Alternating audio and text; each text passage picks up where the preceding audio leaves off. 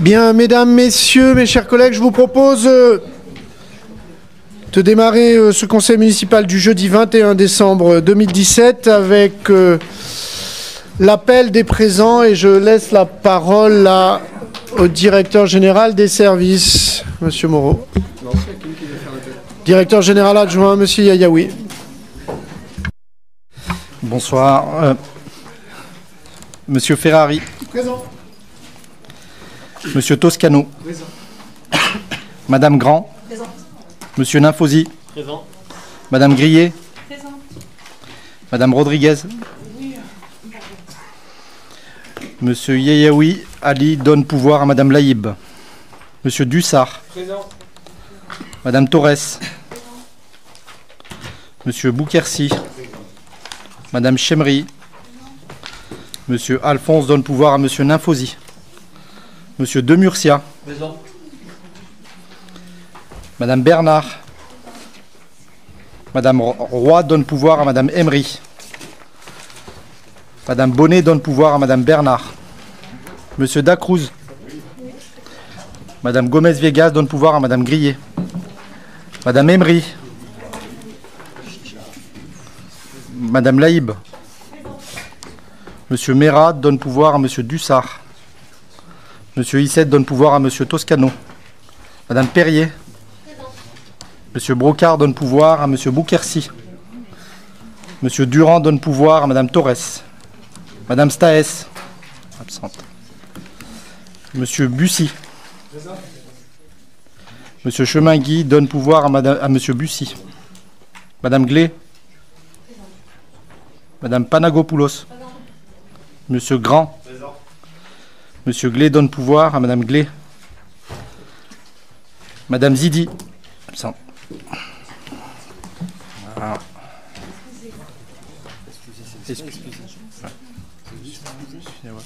Absente. On a le quorum. Bien, le quorum est atteint. Nous pouvons donc démarrer cette séance du conseil municipal. J'ai le plaisir de vous proposer, comme secrétaire de séance, Monsieur Daniel Demurcia. Est-ce qu'il y a d'autres candidatures? Non. Je mets aux voix, qui s'oppose, qui s'abstient. Adopter un compte-rendu du conseil municipal du 30 novembre 2017. Est-ce qu'il appelle des observations? Aucune. Alors, je mets aux voix, qui s'oppose, qui s'abstient. Unanimité, merci. Quelques points sur, tout simplement, sur cet ordre du jour. 3 délibérations ont été retirées. L'autorisation donnée au maire de céder un bail local situé au 39 cours Saint-André à M. Taillarda, en attente de discussions complémentaires. Les délégations du conseil municipal au maire pour exercer au nom de la commune les attributions indiquées à l'article L 2122-22 du Code général des collectivités territoriales. C'est remis au prochain conseil, tout simplement. Et également une qui techniquement n'est pas encore aboutie, c'est l'autorisation donnée au maire de signer la convention de refacturation du chauffage à Grenoble Habitat au 40 avenue Victor Hugo. Donc voilà, pour ces 3 qui sont retirés. 2 délibérations ont été modifiées. Il y en a une qui est effectivement l'avis communal en tant que POA, personnes et organismes associés, sur le dossier de plan de prévention des risques technologiques. C'est des modifications qui sont surlignées en jaune dans vos dossiers. Et également une délibération qui avait été retirée au précédent conseil et qui est remise suite au travail réalisé avec la SPL Isère Aménagement. Il s'agit de l'opération Zone d'aménagement concerté Les Minotiers, la ZAC Les Minotiers, la désignation de la SPL Isère Aménagement en tant que concessionnaire. Et elle est dans votre dossier avec l'ensemble des éléments qui ont été modifiés. Elle avait été présentée en commission la première, donc c'est simplement les modifications par rapport à la commission précédente.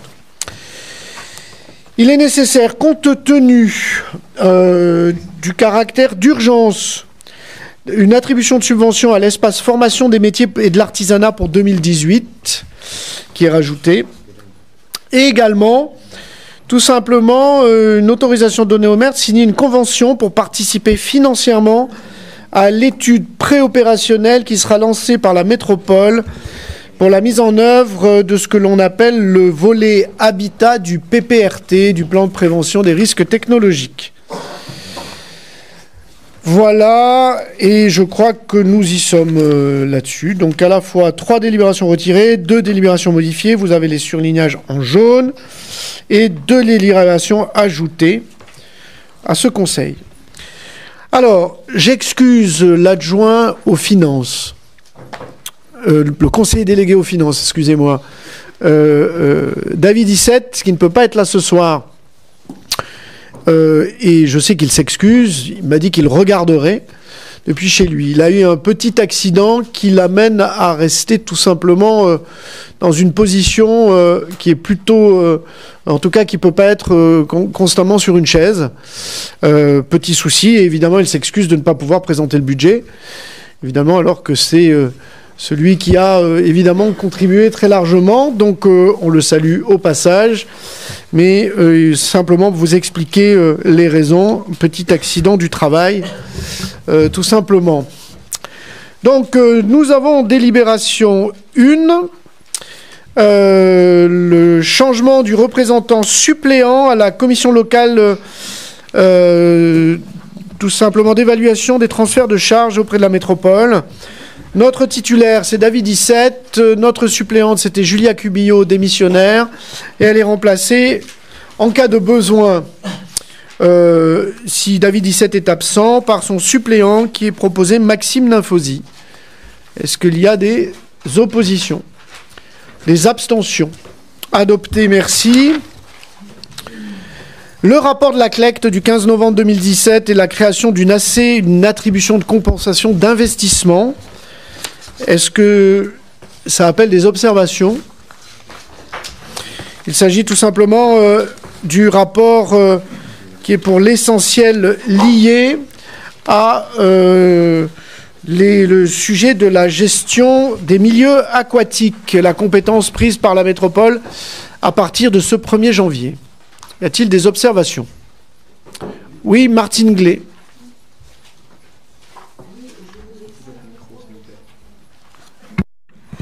Oui, je voudrais simplement poser une question. En fait, on parle d'une création d'une nouvelle taxe par la métropole. On est bien d'accord ? Lié à la compétence de la GEMAPI, évoqué un conseil métropolitain, où je n'étais pas, mais je le sais. Peut-on en savoir plus sur le sujet? Et ma seconde question serait, quid de la taxe ASDI? Est-ce qu'elle va être conservée ou est-ce qu'elle va être, comment dirais-je, intégrée dans la prochaine? Merci. La loi a transféré la compétence gestion des milieux aquatiques et la prévention du risque inondation à la métropole et à l'ensemble de ce qu'on appelle les intercommunalités. Aujourd'hui, ces compétences sont assurées par l'État. Il s'agit de la protection des digues. Il n'y a aucun transfert financier de la part de l'État. Pour dire les choses, c'est une compétence qui ne fait l'objet d'aucun transfert financier de l'État. Et il est nécessaire donc du coup de la financer. C'est pour ça qu'il est proposé, il a été opté, la création d'une taxe qui couvre plutôt un produit financier. Mais pour les habitants de Pont-de-Claix, cette taxe remplacera en fait celle qui est aujourd'hui prélevée par l'ASDI, qui disparaît. L'ASDI est une association syndicale des digues, mais qui disparaît de fait. On a une particularité à Pont-de-Claix, c'est que l'association syndicale disparaît et c'est la métropole qui prend totalement la responsabilité. Vous avez des communes sur la métropole où l'association syndicale reste sur un peu de périmètre et la métropole prend la taxe également. Donc les gens vont recevoir deux choses. Ce ne sera pas le cas à Pont-de-Claix. La taxe ASDI disparaît et le montant de la taxe métropole sera inférieur à ce qui est aujourd'hui prélevé par l'ASDI. Il est compliqué de dire de combien, mais ça dépendra. Vous savez que ça dépend de la valeur locative. Alors tout ceci évoluera aussi, puisque paraît-il qu'il y a une réforme de la taxe d'habitation. La taxe sur la GEMAPI est prise sur la taxe d'habitation. Nous ne savons pas encore comment tout cela va se passer. Nous attendons avec sérénité que les services de l'État nous expliquent comment les choses évolueront. Voilà, en tout cas, la réponse. Je vous en prie. Y a-t-il des oppositions? Des abstentions? Adopté, merci. Les créances irrécouvrables, ce qu'on appelle les créances éteintes. Est-ce que ça appelle des observations? Non. Je mets aux voix, qui s'oppose, qui s'abstient. Unanimité. Des créations admises en non-valeur. Même vote. Même vote, ainsi il en est décidé. Le vote des taux d'imposition pour l'année 2018, pas de changement. Est-ce que ça appelle des observations? Pas d'observation. Je mets aux voix, qui s'oppose, qui s'abstient. Adopté, merci. La reprise intégrale de la provision pour risques et charges constituées dans le cadre du contentieux Sierzac, qui est plutôt une excellente nouvelle. Le contentieux avec la ville d'Échirolles est donc éteint. Et nous avons en fait gagné ce contentieux. Ce qui nous permet, nous le verrons dans le cadre du budget, d'ailleurs, une reprise en fait tout simplement de ce que nous avions provisionné pour risque. Et la reprise se monte à une hauteur de 1 386 809,78 €. Et je rappelle par la même occasion que la commune d'Échirolles versera, elle a repris d'ailleurs ses versements, mais 160 000 € qu'elle lui doit de façon éternelle, comme le dit la décision de justice. Vous ne savez pas que la justice décidait de l'éternité? Voilà. Est-ce que ça appelle des observations? Non. Je mets aux voix, qui s'oppose, qui s'abstient. Unanimité. Merci. Nous arrivons à la présentation du budget principal. Et je le fais en l'absence, évidemment, de David Issette. Et je le ferai, évidemment, bien que lui. Je vais donc essayer de présenter cela de façon synthétique. Lors du débat d'orientation budgétaire, je rappelle que les relations, tout simplement, qui sont aujourd'hui entre le gouvernement et les territoires est complexe, si je ne puis dire difficile, au point que la dernière conférence nationale des territoires, l'Association des maires de France, n'avait pas souhaité y être représentée en dehors d'un observateur.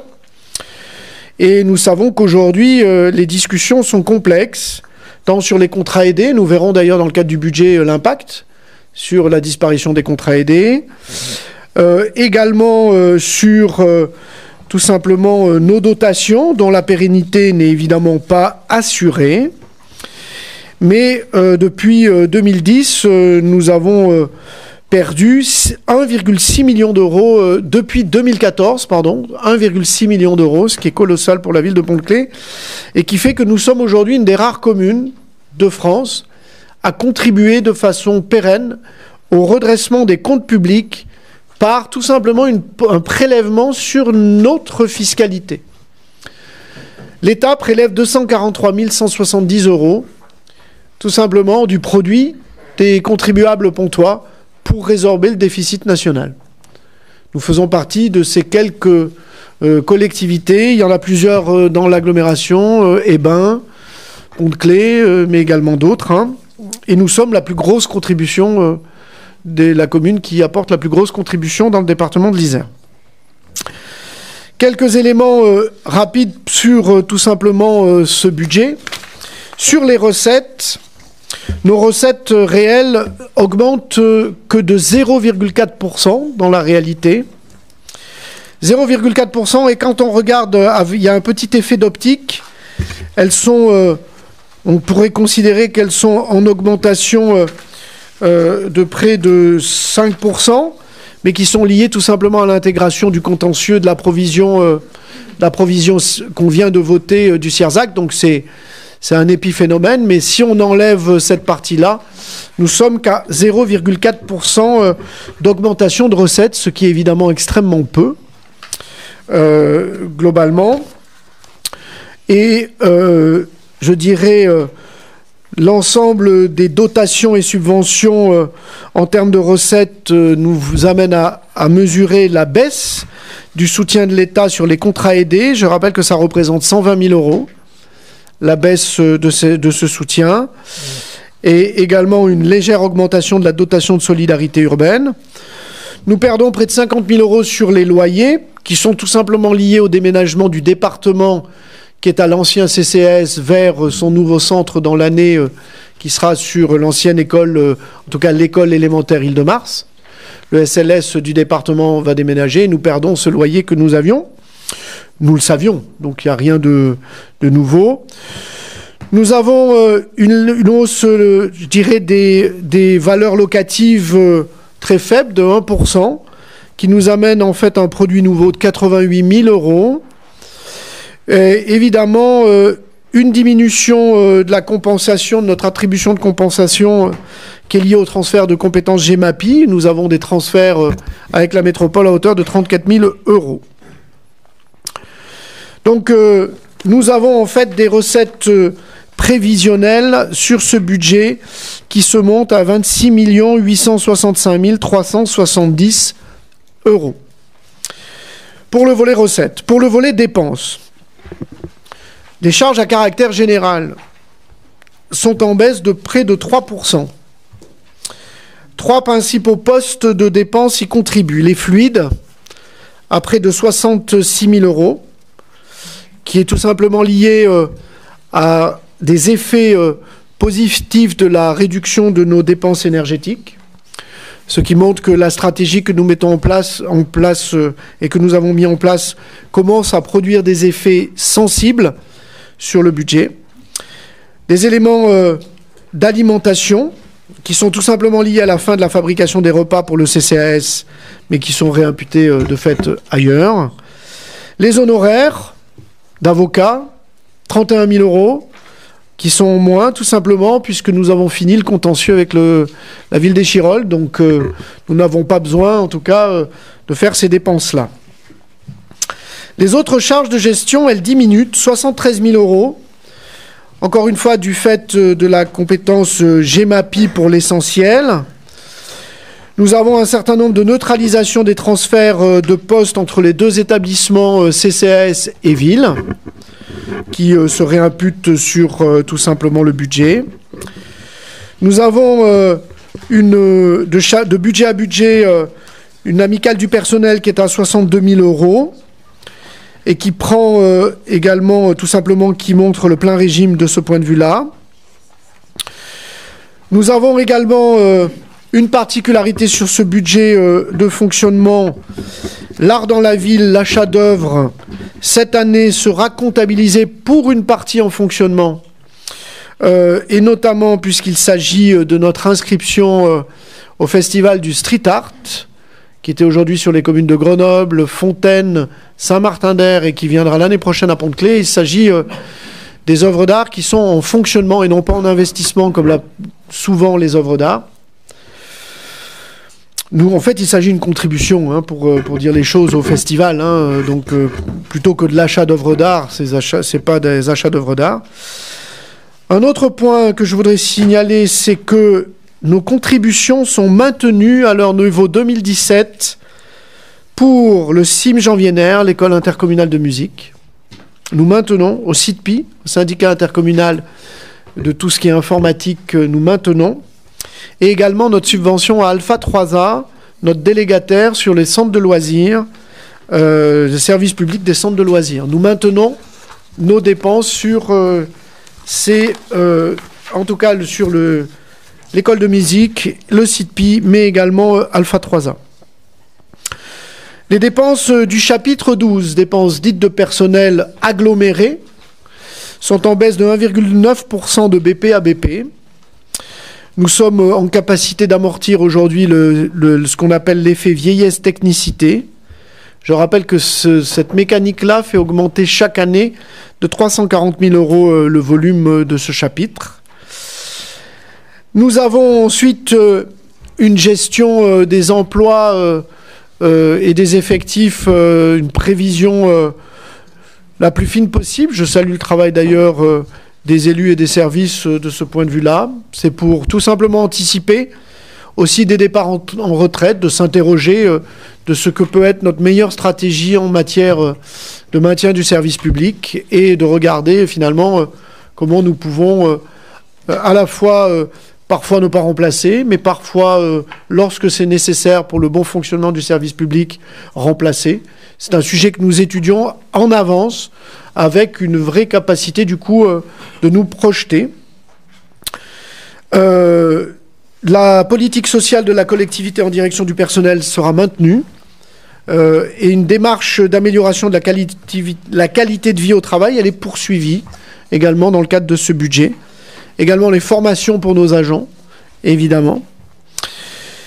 Nous avons également des charges financières qui sont à la baisse. C'est plutôt une bonne nouvelle, de moins 0,2%, qui est du fait du désendettement progressif, et parce que nous nous désendettons, nous nous sommes désendettés, et des taux bas du marché bancaire. Je rappelle que le taux moyen de la dette de la ville est à 1,9%. Et nous avons uniquement des contrats qui sont, je dirais, sécurisés. Nous n'avons pas connu ce que certains ont appelé des emprunts toxiques.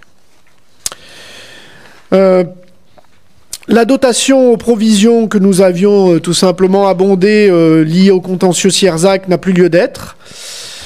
Mais nous maintenons toujours une enveloppe de 10 000 euros. Tout simplement parce que nous pouvons toujours avoir des nécessités dans le cadre de contentieux qui pourraient apparaître au cours de l'année, que ce soit sur des dossiers ressources humaines ou sur d'autres dossiers qui sont liés tout simplement à la vie. Nous avons une épargne brute qui se monte à 3,5 millions environ. Elle est constituée de 3 parts, une dotation aux amortissements de près de 956 000 euros, le virement à la section d'investissement du chapitre 23 est de 2,6 millions, qui se caractérise sur ces 2,6 millions par à la fois 1,4 million qui proviennent de la dotation Sierzac que nous transférons directement sur l'investissement, et une marge dégagée pour le budget 2018 qui est de 1,2 million, alors qu'il était de 626 000 euros en 2017. Nous doublons donc notre marge dégagée sur le budget en 2018. L'épargne brute générée par le budget 2018 est donc de 2 millions contre 1,5 million en 2017, ce qui est donc en très nette progression, conformément à ce que nous avions fixé à l'occasion du DOB.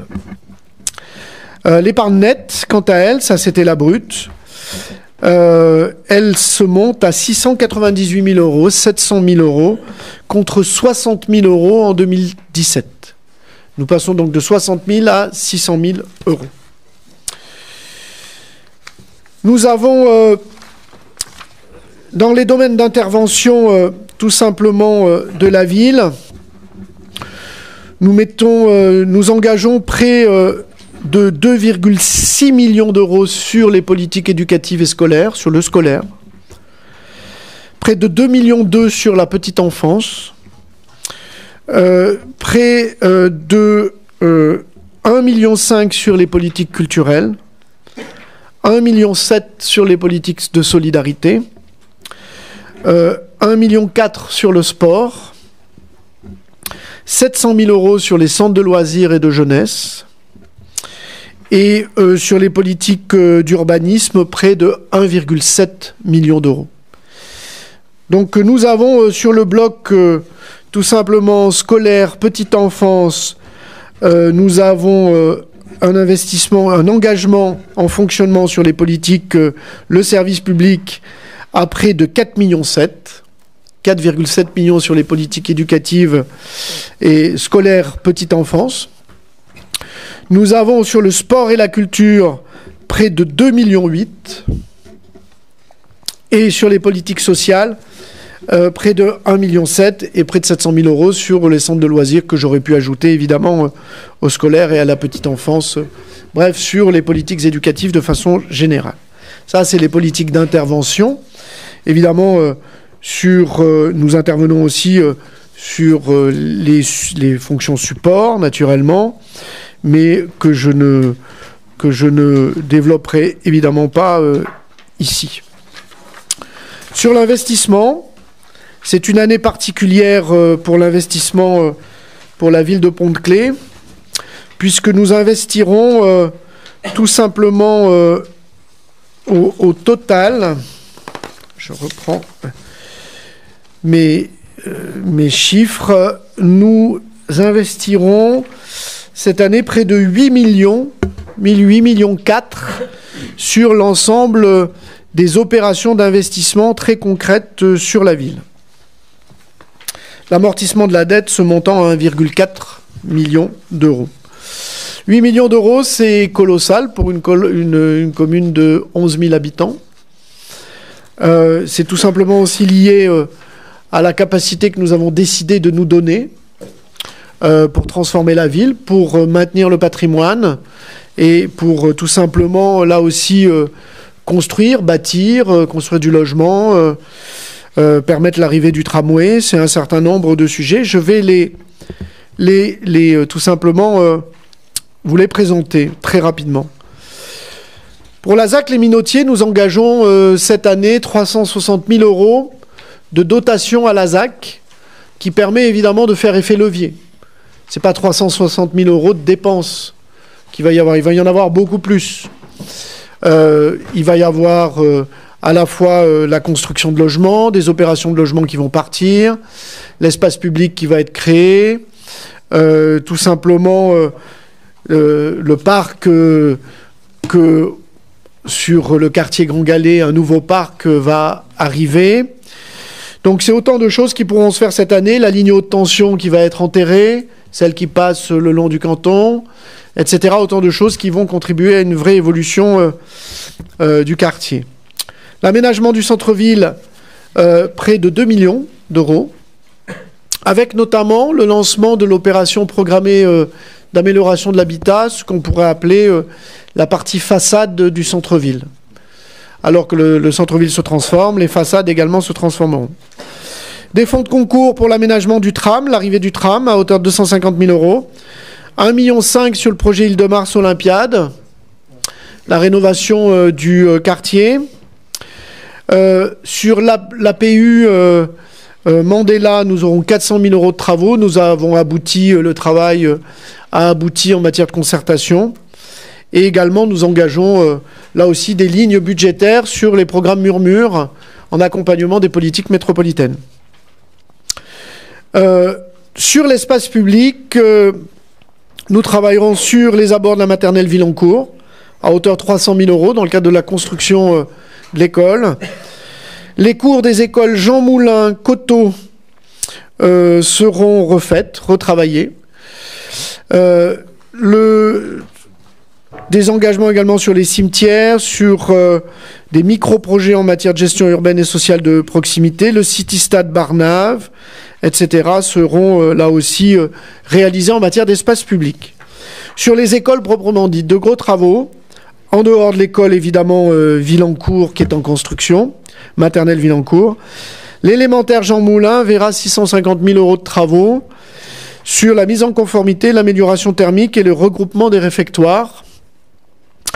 La réalisation de self dans les restaurants scolaires Villancourt, Jean Moulin et au centre aéré, à hauteur de 250 000 euros. L'accessibilité de la maternelle Saint-Vintoise et Île-de-Mars, des deux maternelles, sera réalisée cette année. Également l'accessibilité de l'élémentaire Villancourt dans le cadre des programmes de mise en accessibilité de l'ensemble de nos bâtiments publics pour les personnes handicapées ou à mobilité réduite. Près de 850 000 euros seront consacrés à la rénovation du bâtiment CCAS Joliot-Curie pour un meilleur accueil des usagers, du public et des meilleures conditions de travail des agents sur ces lieux. Une étude pour le pôle petite enfance dans le cadre du regroupement des pôles petite enfance à hauteur de 200 000 euros. Et également un certain nombre d'améliorations sur l'EHPAD, l'amphithéâtre et le centre de loisirs de Vars.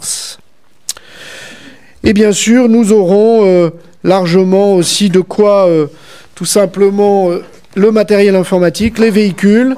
Je rappelle que nous nous engageons toujours dans une politique, là aussi, de transition énergétique sur nos véhicules, de façon à pouvoir répondre, je dirais, positivement à ces grandes évolutions de réduction de la pollution de l'air, mais également de la consommation énergétique.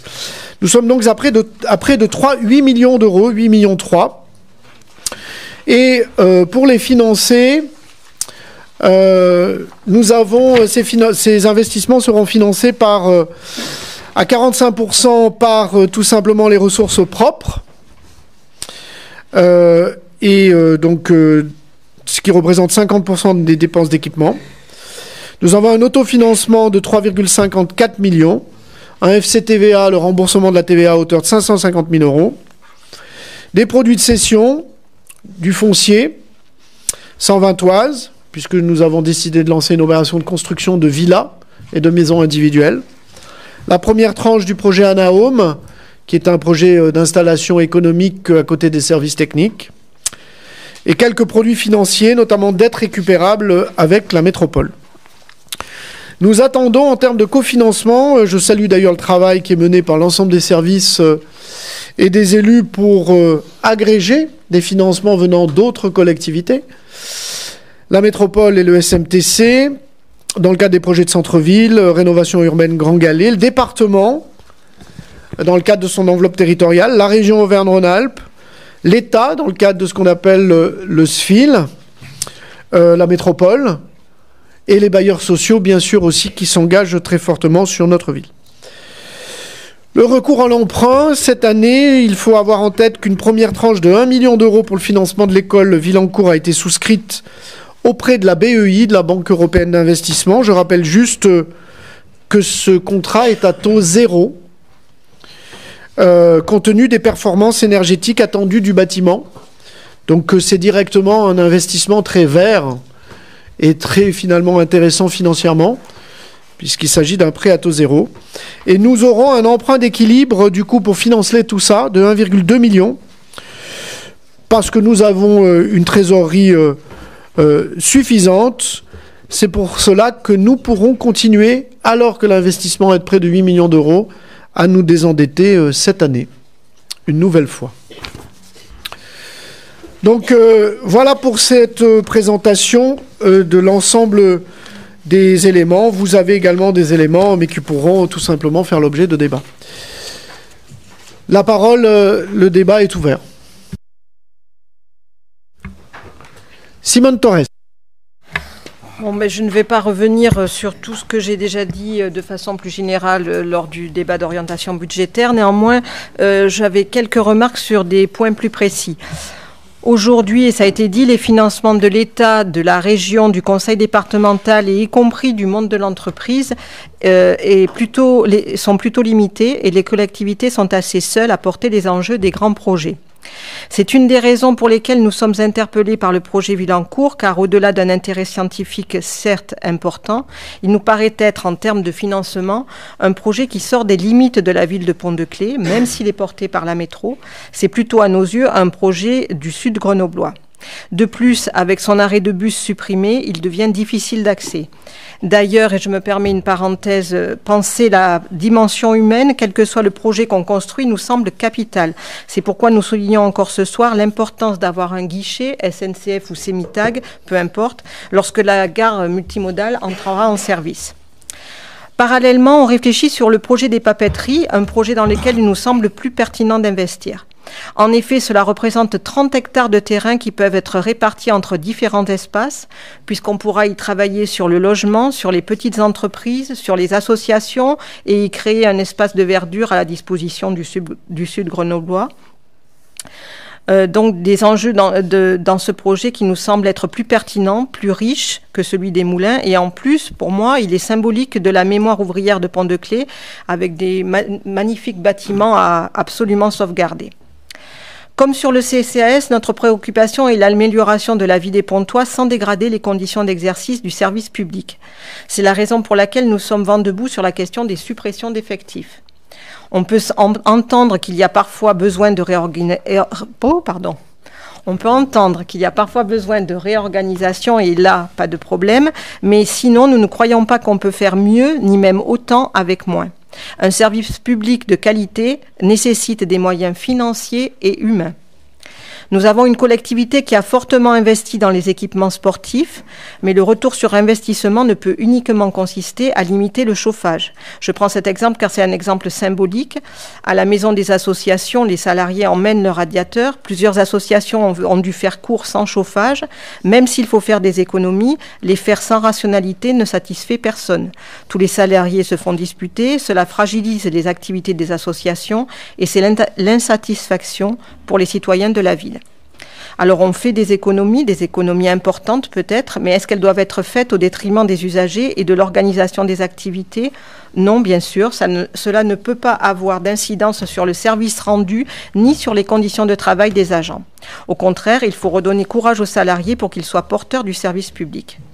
Nous constatons donc que la situation de la ville est plus saine et qu'elle se désendette. Bien sûr, l'investissement sur les grands projets est souhaitable, mais parallèlement, le rendu du service public doit être cohérent pour le citoyen. Aujourd'hui, la ville est fragile à l'état civil, à la maison de retraite, à la propreté urbaine. Il faut travailler ces points-là et ça ne peut pas passer par la suppression des effectifs. Au regard de ces réserves et des éléments en notre possession, et comme je l'avais annoncé au débat d'orientation budgétaire, nous nous abstiendrons donc sur ce budget. Nous avons besoin de temps pour mieux apprécier les choses, même si certaines de nos remarques ont été entendues et que les choses se sont améliorées. Merci. Merci beaucoup. Y a-t-il d'autres demandes de prise de parole? Sam Toscano.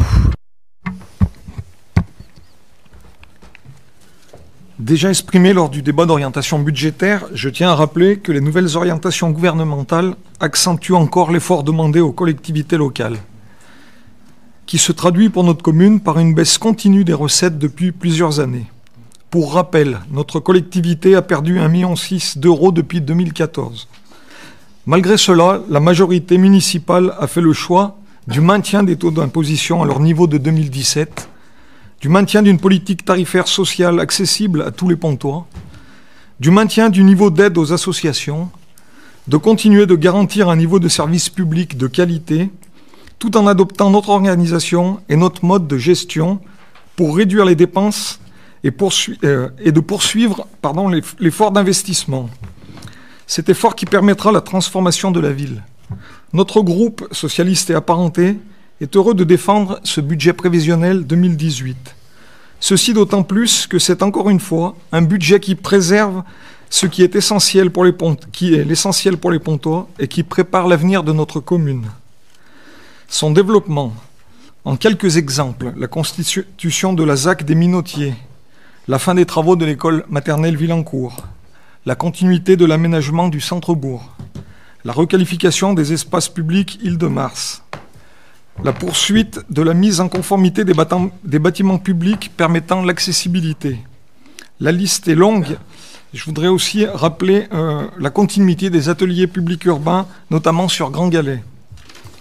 Ce ne sont pas moins de 8,3 millions d'euros qui sont répartis sur les différents programmes. Un budget 2018 qui allie raison, courage et ambition. Merci beaucoup. Y a-t-il d'autres interventions?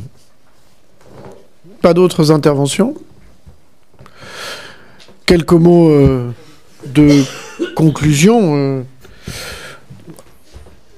J'avais toujours exprimé, et le conseil municipal, quels que soient d'ailleurs les gouvernements, avait toujours exprimé son opposition à la baisse des dotations de l'État. Depuis la présidence de Nicolas Sarkozy, celle de François Hollande et aujourd'hui celle d'Emmanuel Macron. Nous considérons ici, parce que nous le vivons tout simplement au quotidien, que le service public municipal est essentiel, je dirais, dans la construction des solidarités, dans la construction tout simplement des politiques qui permettent de prendre soin de nos concitoyens, les politiques sociales, dans les politiques éducatives qui permettent aux familles, je dirais, de pleinement accompagner leurs enfants vers le chemin et de la connaissance et de l'épanouissement. Des politiques culturelles également qui sont ouvertes. Des politiques sportives qui font que les associations aujourd'hui ne voient pas de baisse dans leur subventionnement, ce qui est rare aujourd'hui dans le concert des communes tel que l'on peut l'entendre ici ou là.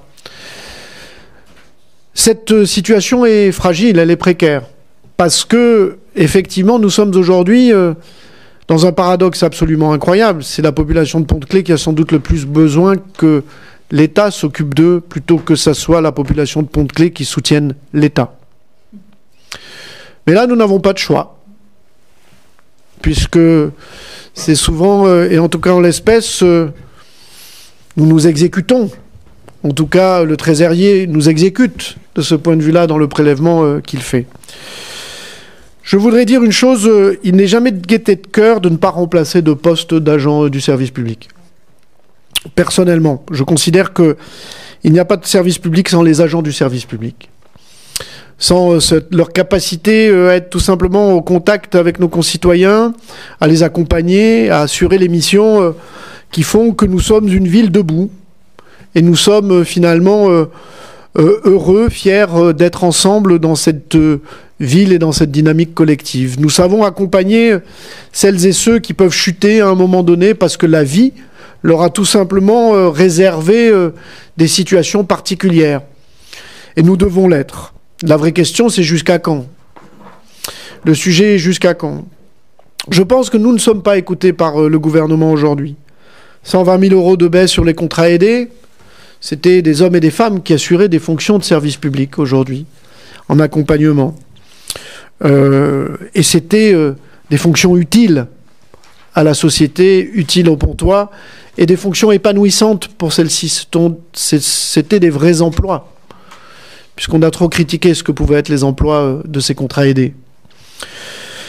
Et également, moi aussi, j'ai quelques inquiétudes sur, finalement, aussi, les politiques des autres collectivités. On l'a dit, Simone Torres l'a dit tout à l'heure, le département, sur les politiques sociales, sur les politiques en direction des personnes âgées.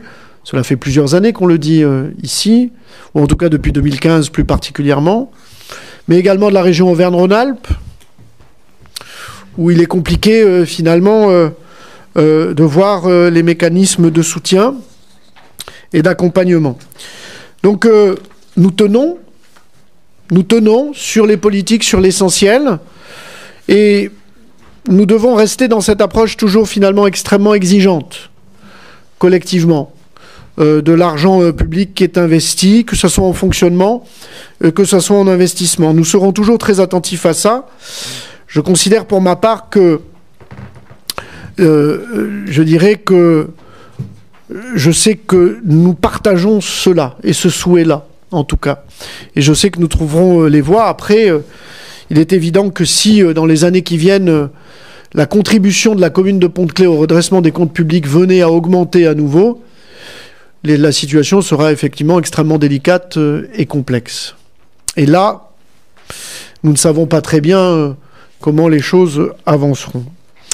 Je le dirais, on peut avoir des sensibilités différentes sur les projets. Moi, tout à l'heure a été évoqué le sujet des papeteries, qui est un très beau projet, sur lequel nous tenons aussi beaucoup, qui est porté aujourd'hui par la métropole, et qui verra dès l'année prochaine des premiers éléments finalement d'évolution. La concertation a eu lieu, les citoyens ont été très impliqués. Nous serons aussi exigeants en termes de qualité d'engagement de la ville, à son juste niveau, puisqu'il s'agit d'opérations d'intérêt métropolitain, tout simplement pour les accompagner.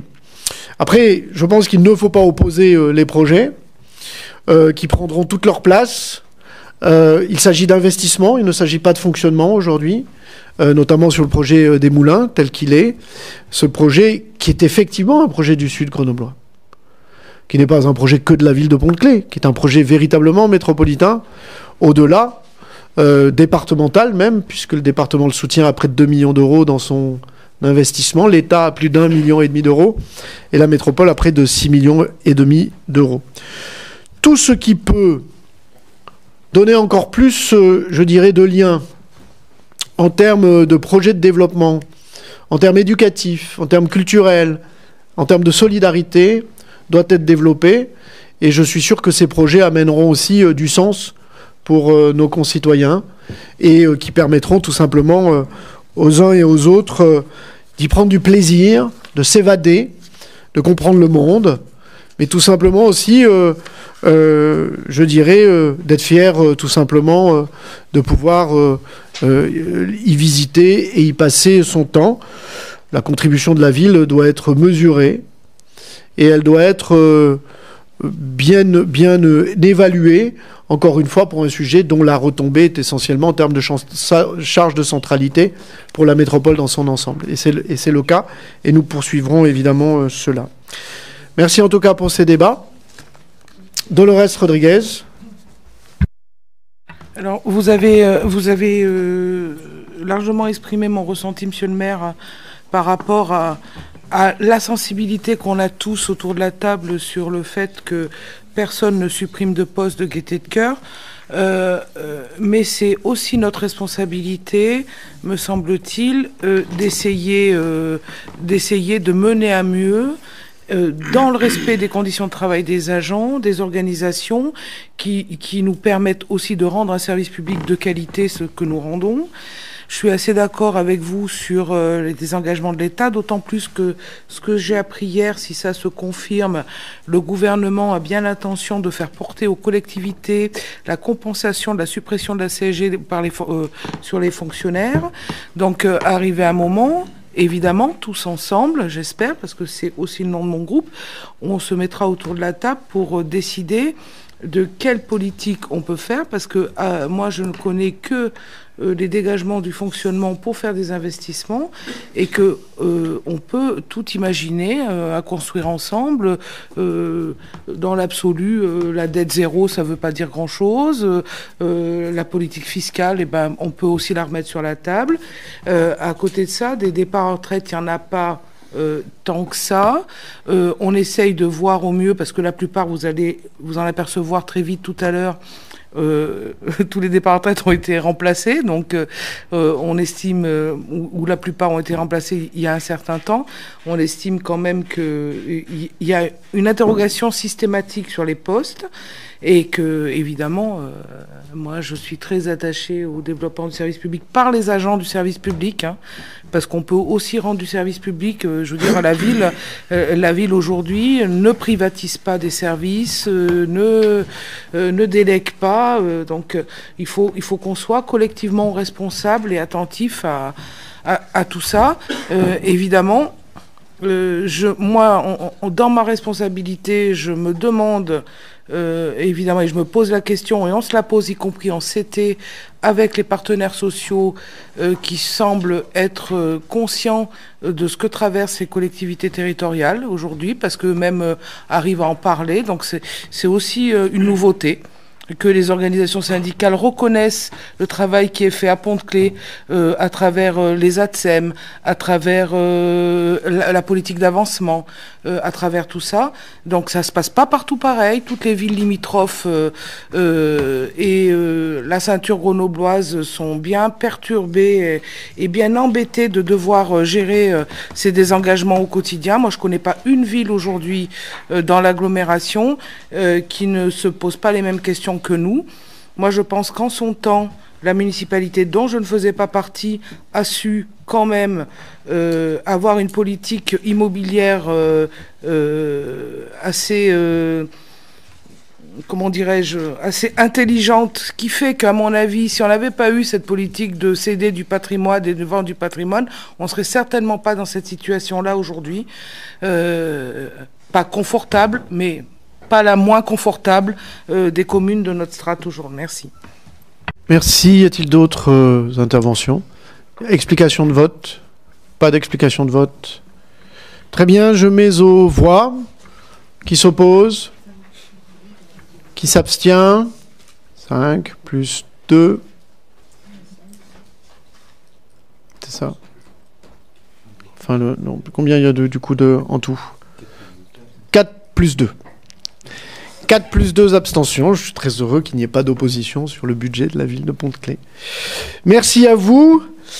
Nous passons à la signature d'une convention entre la ville et le CCAS relative aux modalités de versement de la subvention d'équilibre à cet établissement. Est-ce que ça appelle des observations? Qui s'oppose? Qui s'abstient? Je laisse la parole à Dolores Rodriguez pour le versement d'un acompte de subvention à l'amicale du personnel.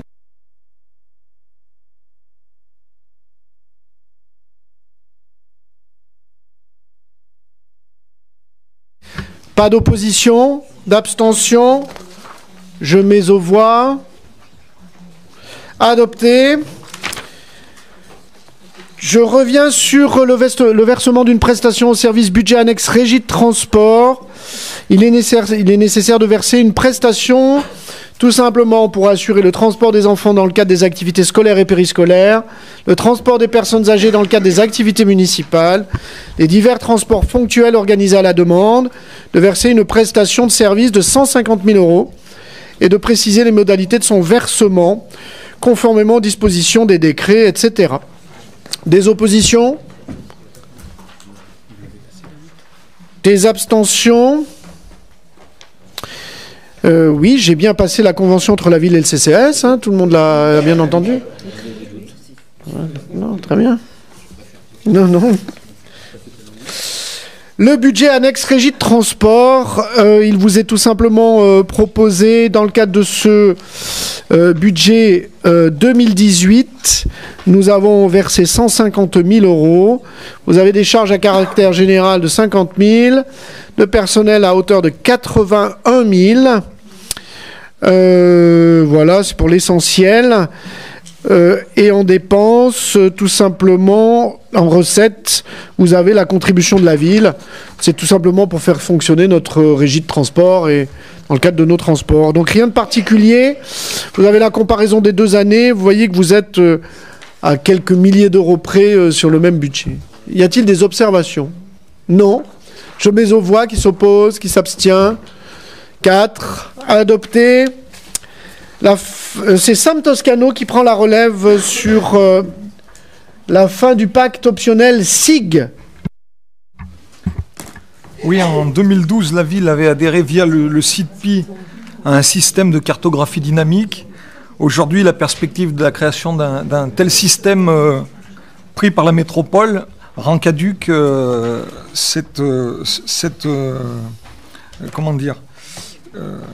rend caduque ce système proposé par le SIDPI. Et donc le SIDPI, par délibération le 23 novembre, a décidé l'abandon du pacte financier pour ce système.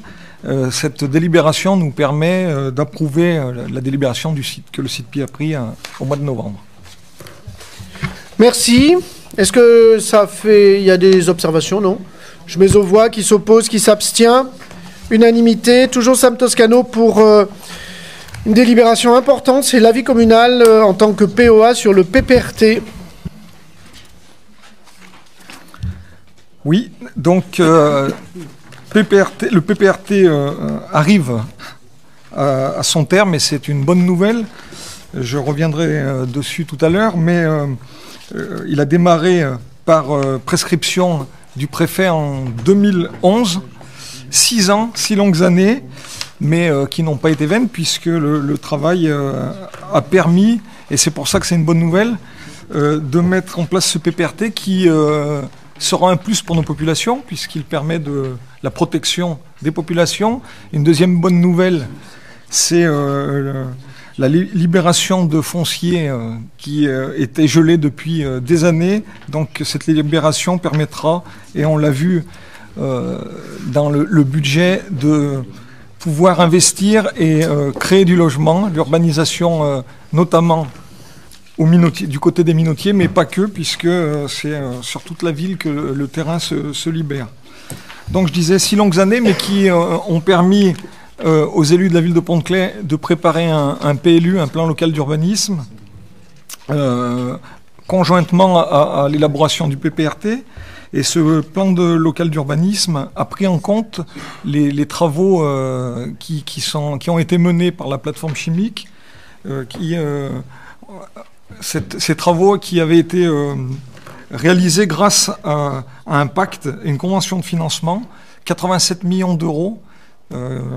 Vous avez le détail sur la délibération, 25 millions d'euros portés par l'État, 6 millions par Grenoble-Alpes Métropole, 3,5 millions par la région Rhône-Alpes. Et le reste, bien sûr, par l'industriel. Ces travaux qui ont permis d'établir une carte que vous avez jointe à la délibération, une carte avec des couleurs et un certain nombre de zones, 6 zones donc avec des petites lettres pour les reconnaître. Donc la zone grisée, je vais dans l'ordre décroissant, en s'éloignant du risque. C'est le grand G, la zone rouge foncé, grand R, la zone rouge clair, petit r, la zone bleu foncé, le grand B, la zone bleu clair, le petit b, et la zone verte, le petit v. Un certain nombre de remarques avant de vous donner les avis que la commune de Pont-de-Claix va formuler. Déjà, le travail important qu'ont fourni les services de l'État, en collaboration avec les services de la ville, je tiens à le rappeler, les élus, mais les services, un travail considérable, puisque le PPRT de Pont-de-Claix était un PPRT compliqué. Donc, par cette délibération, je tiens à saluer le travail des services de l'État. La ville de Pont-de-Claix était consciente des risques qui pèsent sur son territoire, et notamment avec la création en 2005 d'un PCS, plan communal de sauvegarde, qui a été refondé en 2017, modernisé. La ville aussi avait mis en place une stratégie d'éloignement de certains bâtiments sensibles, éloignement d'une école il y a quelques années à l'école Taillefer, puisque on avait regroupé avec l'école Jules Verne. Cet éloignement, cette politique d'éloignement des établissements sensibles continue, puisque la police municipale devrait quitter une zone sensible pour aller dans une zone un peu moins sensible. Le regroupement aussi de plusieurs structures de petite enfance, multi-accueil, Joliot-Curie, la crèche d'Olto et Ram, dans l'école maternelle Olympiade. Ça aussi, c'est un éloignement des risques. Vous avez les chiffres. Ce projet représente 54 places d'accueil et 30 agents. Et le nouvel équipement municipal permettrait de transférer environ 100 à 150 agents territoriaux de la zone grand B vers la zone V. Donc vous voyez un éloignement et des risques. Les principaux points que la ville souhaite mettre en exergue au projet de PPRT sont les suivants. Concernant les prescriptions d'une étude et d'une attestation préalable applicable à toutes les zones, le conseil municipal relève que le règlement prescrit pour tout projet la réalisation d'une étude préalable et une attestation permettant d'en préciser les conditions de réalisation, d'utilisation, d'exploitation. Le champ de cette étude paraît très large et risque de surenchérir le coût des projets. Il est demandé des précisions supplémentaires pour en mesurer l'impact. Sur les projets de la commune et concernant les mesures relatives à l'urbanisme en zone grand B, dans un esprit de recherche d'un équilibre global et afin d'éviter les friches en cœur de ville, le projet PPRT autorise certains projets publics en zone grand B. Les efforts d'éloignement que la commune a engagés permettent d'envisager de réaliser de petits programmes de logement en faible densité qui n'amèneront pas plus de population que celles qui seront déplacées en respectant l'objectif de ne pas accueillir de nouvelles populations en zone grand B. C'est un peu technique, mais il faut, oui, en gros, il faut pas densifier aux endroits où on pourrait construire en zone grand B. Alors, il y a un certain nombre d'exemples de projets qui sont cités. Sur les dents creuses, l'identification des dents creuses en zone grand B permettra aux propriétaires fonciers de la zone grand B de construire un projet de maison individuelle de 150 m² sur la parcelle identifiée en dents creuses. Une dent creuse, c'est un terrain non construit qui est entouré, il est au milieu de zones construites. Donc, on ne pourra pas construire un propriétaire une maison individuelle de plus de 150 m² sur ce terrain en dents creuses. Les extensions de bâtiments existants, en zone grand B, sont limitées à 20 m² pour le logement, mais doivent être justifiées soit par la mise aux normes d'habitabilité des superficies existantes, soit il y a une adaptation nécessaire du logement pour le maintien à domicile des personnes dépendantes ou à mobilité réduite. Cette dernière possibilité n'existait pas précédemment et répond à une problématique identifiée dans la commune liée au vieillissement de sa population. Sur les ERP, afin de réglementer les changements de destination, une hiérarchisation des bâtiments selon la vulnérabilité de leur usage a été établie. Elle crée une catégorie d'établissements recevant du public intermédiaire dont la vulnérabilité est considérée comme identique à celle d'un logement. Il s'agit d'ERP de proximité. Cette grille est intéressante pour pérenniser les activités du centre-ville de Pont-de-Claix en permettant de transformer un logement situé au-dessus d'un commerce de proximité. Le conseil municipal est favorable à cette mesure, mais attire l'attention des services de l'État sur la difficulté à contrôler dans le cadre de l'instruction des autorisations du droit des sols l'effectif de 19 personnes qui ne correspond pas à une catégorie réglementaire. Voilà, il faudrait vérifier que dans chaque commerce, il n'y ait pas plus de 19 personnes en même temps et c'est compliqué de le faire. Les établissements recevant du public sont nombreux en zone grand B du PPRT. Afin de permettre un développement maîtrisé du centre-ville de la commune et en particulier des commerces, le PPRT autorisera le groupement ou la division d'établissements recevant du public. Il apparaît toutefois que cette mesure sera inopérante pour les regroupements de cellules commerciales du centre-ville, car les conditions imposent de ne pas changer de classe de vulnérabilité. Or, le regroupement de 2 ERP de proximité entraînera automatiquement un dépassement du seuil des 19 personnes. Donc le conseil municipal préconise que cette condition soit revue et que ce cas soit prévu dans la hiérarchie des classes de vulnérabilité. Le PPRT autorisera également le déplacement d'établissements recevant du public difficilement évacuables de la zone grand B vers la zone petit b. Cette règle permettra à la commune d'ouvrir davantage d'opportunités dans le cadre de sa stratégie d'éloignement des établissements sensibles.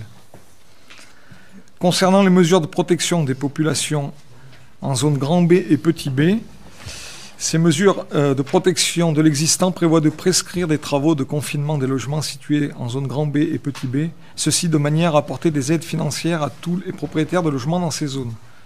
Il y a une délibération qui sera lue par Maxime Nafosi tout à l'heure, donc plus en détail sur cette partie. Donc je le laisserai présenter la délibération qui parle notamment des logements et de l'engagement de l'État et de la métropole. Les mesures relatives au déplacement. Concernant les infrastructures de transport routier, l'interdiction du stationnement et le maintien d'une circulation interdite, sauf riverains, dans l'allée de la nuit du 4 août, paraît justifié par le risque thermique qu'il impacte. Le conseil municipal prend acte de l'interdiction de créer de nouvelles voies de transport routier, ferroviaire ou cyclable en zone grand B, mais souhaite qu'elle ne soit pas un obstacle au projet métropolitain de liaison chrono-vélo entre Grenoble et Visil. L'itinéraire cycle existant sur le cours Saint-André et l'avenue du Maquis de Loisan devrait pouvoir être réaménagé en prenant en compte la sécurisation de ces axes déjà considérés comme structurants à l'échelle métropolitaine. Ce réaménagement permettra en outre de favoriser un report modal et une diminution du trafic automobile. La possibilité d'une extension de la ligne de tram E soumise à une condition de non-augmentation de la vulnérabilité des populations transportées, bien qu'elle permette une ouverture, n'apporte pas pleinement satisfaction. Concernant les mesures foncières, au niveau foncier, 2 secteurs de délaissement sont identifiés. Il s'agit de 2 bâtiments situés en zone petit air du zonage brut, un bâtiment de logement et un local SNCF. La commune se félicite qu'aucune expropriation ne soit prescrite, le droit de délaissement laissant un choix au propriétaire de conserver ou non son bien. Donc, je vous propose de donner un avis favorable au projet de PPRT sous réserve que les demandes que je viens de vous lire et les remarques exposées soient prises en compte. Merci beaucoup. Est-ce que ça appelle des observations sur cet avis de la commune sur le PPRT? Non. Je mets aux voix. Qui s'oppose? Qui s'abstient? Unanimité de la commune. Merci beaucoup. Nous passons à l'opération zone d'aménagement concerté Les Minotiers, la désignation de la SPL Isère Aménagement en tant que concessionnaire.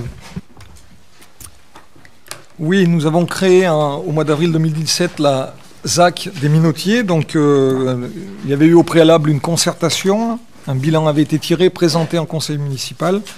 Donc, la création. Et aujourd'hui, comme nous l'avons fait il y a quelques mois sur la ZAC 120oise, il est proposé de désigner la SPL Isère Aménagement en tant que concessionnaire. Donc, je rappelle, 1700 à 1900 logements sur 35 000 mètres carrés de surface. La ZAC des Minotiers.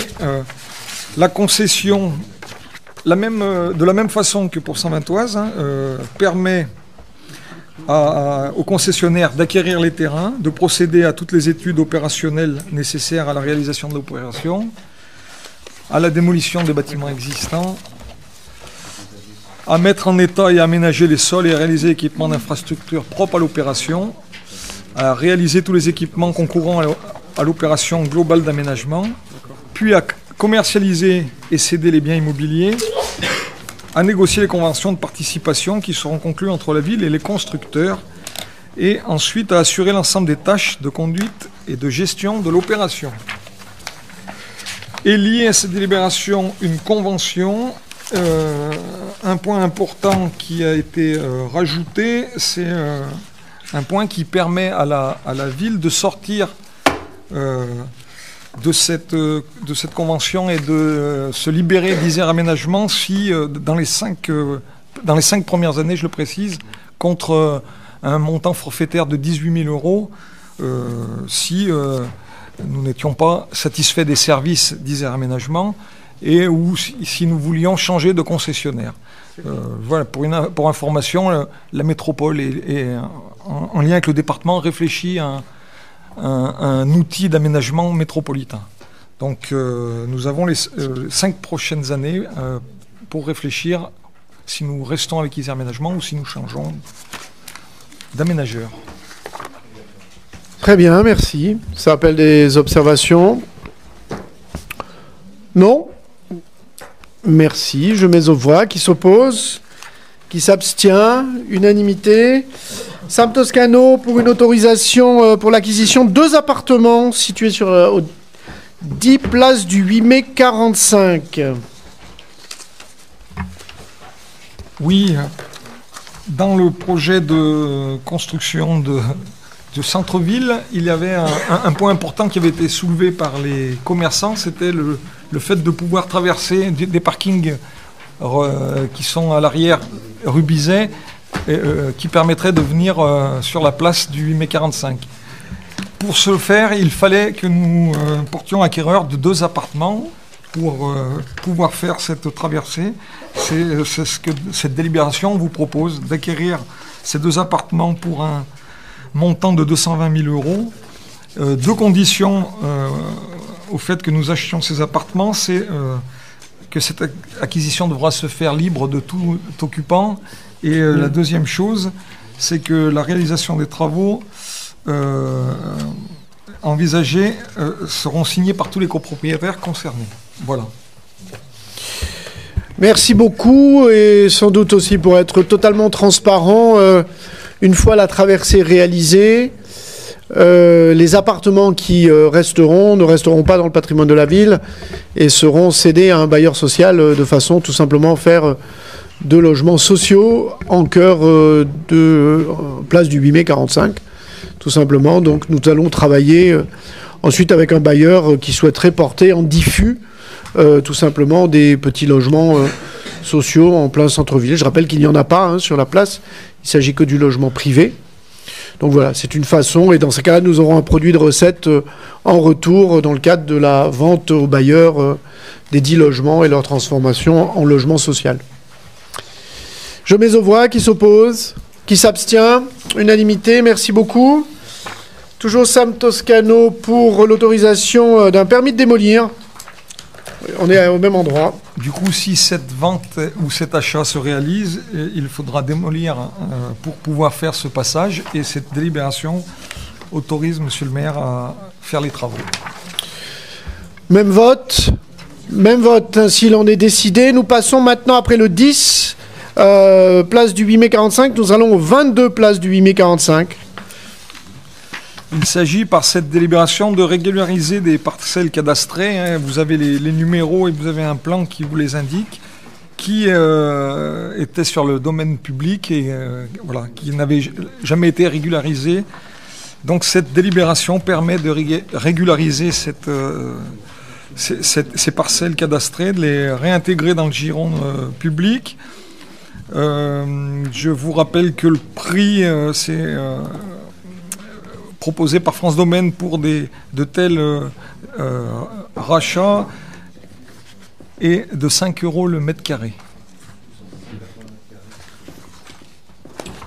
Bien, est-ce que ça appelle des observations? Non. Je mets aux voix. Qui s'oppose? Qui s'abstient? Même vote. Unanimité, merci. Sam Toscano pour les révisions statutaires du Sigreda. Oui, la mission de la gestion de la compétence de la gestion des milieux aquatiques et de prévention des inondations, cette compétence est passée à la métropole depuis le 1er janvier passera à la métropole en janvier 2018, pardon, et la métropole donnera mission au SIGREDA pour notre secteur de gérer cette GEMAPI, et du coup il convient de changer les statuts du SIGREDA, ce qui a été fait par le conseil syndical, et on nous demande de valider cette modification de statut. Un effet de la prise de compétence GEMAPI, l'évolution des structures syndicats intercommunaux qui existaient, qui seront donc représentés non plus par les communes, mais par les EPCI eux-mêmes, en fait, les intercommunalités. Je mets aux voix, qui s'oppose, qui s'abstient. Unanimité. La parole est à Maxime Ninfosi pour le bilan de concertation du projet de réaménagement des espaces publics Île-de-Mars Olympiade. Bonsoir à tous. Effectivement, donc, si vous vous souvenez, au mois de juin dernier, on a délibéré donc, au sein du conseil municipal pour engager la démarche de concertation réglementaire sur le quartier des Îles-de-Mars Olympiade. Et ce soir, on vient vous présenter un bilan avec une annexe où vous avez l'ensemble des éléments qui ont été mis à la discussion, au débat avec les habitants.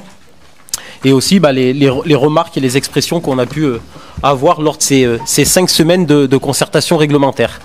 Pour rappel, on l'a déjà évoqué à plusieurs reprises au sein de ce conseil municipal, la démarche de rénovation et de requalification des espaces publics au sein du quartier Île-de-Mars Olympiade a démarré en 2011, en juin 2011, et ça a fait l'objet notamment de premiers travaux de ce qu'on appelle la liaison piétonne entre les Îles-de-Mars et les Olympiades. La municipalité souhaite poursuivre cette démarche de requalification des espaces publics en rentrant davantage dans le quartier des Îles-de-Mars et en travaillant notamment sur les pieds de tour, les espaces extérieurs qui avaient fait l'objet notamment d'une rétrocession, si vous vous en souvenez, en 2009 auprès du bailleur SDH. En contrepartie, le bailleur s'impliquait davantage dans ces logements.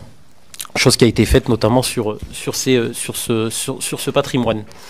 Donc on a démarré un travail notamment dès 2014 sur les pieds de tour avec plusieurs cycles d'ateliers publics urbains avec ma collègue Louisa Laïb. Et une petite pause en 2015, et on a souhaité redémarrer cette démarche d'ateliers publics urbains avec notamment une concertation réglementaire donc de 5 semaines qui a eu lieu au mois de septembre-octobre pour permettre de discuter plus largement sur des grands enjeux, à savoir le développement de voiries et l'amélioration des maillages viaires sur le quartier, la volonté de transformer l'image en le rendant plus attractif et accueillant et sécurisé. C'est aussi des enjeux qu'on a souhaité mettre en avant, qui ont fait l'objet notamment de remontées de la part des habitants.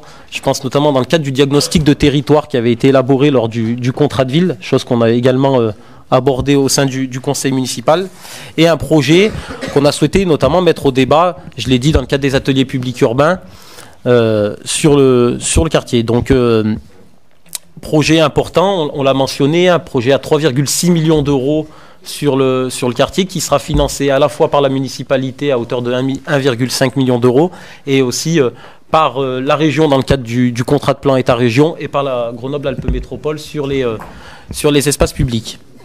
Des invariants avaient été posés lors de cette concertation réglementaire, à savoir repenser les circulations avec le prolongement de la rue Stendhal jusqu'au cours Saint-André et le prolongement du chemin Vosna jusqu'à l'avenue Victor Hugo. Donc je l'ai dit, la concertation réglementaire a eu lieu pendant 5 semaines. On a voulu expérimenter, innover, trouver de nouveaux outils pour permettre le dialogue avec les citoyens. Ça a fait notamment l'objet d'une maquette qui a été créée au sein de l'espace SECPA dans le collège des Îles-de-Mars Olympiade. Et on a multiplié les temps à la fois sur le quartier en espace public, sur les espaces publics, mais aussi en réunion pour permettre au plus grand nombre de participer à ces temps de rencontre, à savoir les habitants, les parents et notamment aussi les jeunes et les enfants, pour savoir aussi qu'ils puissent aussi s'exprimer sur le projet.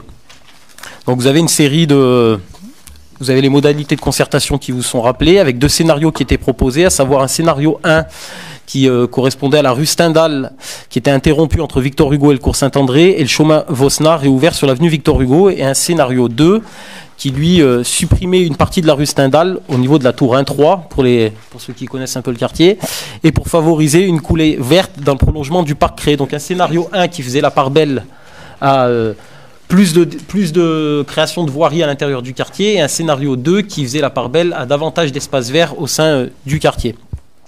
Donc sur la synthèse des expressions, il y a eu des points de tension donc, qui se sont exprimés de manière forte et argumentée au niveau des priorités, à savoir l'ouverture de la rue Stendhal sur le cours Saint-André. Beaucoup d'expressions d'habitants qui souhaitaient ne pas avoir une ouverture d'une voirie ouverte justement aux véhicules, mais plutôt un cheminement piéton créé de manière plus qualitative que ce que c'est aujourd'hui sur le quartier. Un enjeu fort de sécurisation des espaces piétons et de loisirs. Tout à l'heure, je parlais des questions de tranquillité publique et de sécurité. C'était aussi un enjeu du débat de cette concertation réglementaire, à savoir comment on arrive aussi à diminuer le flux de véhicules, à diminuer les rodéos qu'ils peuvent avoir sur le secteur, qui posent des questions à la fois en termes de tranquillité, je l'ai dit, mais aussi en termes de sécurité, notamment pour les enfants qui sont sur le quartier, les familles et les collégiens qui vont notamment au collège Mandela. Des questions à creuser, notamment sur le positionnement des stationnements, la question des éclairages publics, et trouver notamment de nouveaux espaces de loisirs en lien avec le parc qui a été créé, l'aire de jeu qui a été créé sur les Olympiades, mais aussi en lien avec les différents aires de jeu qui sont créées sur la ville. On essaie d'avoir finalement une sorte de parcours d'aires de jeu complémentaires les unes des autres sur la ville, et c'est un petit peu aussi l'idée du débat qu'on veut mettre en œuvre sur cette concertation-là.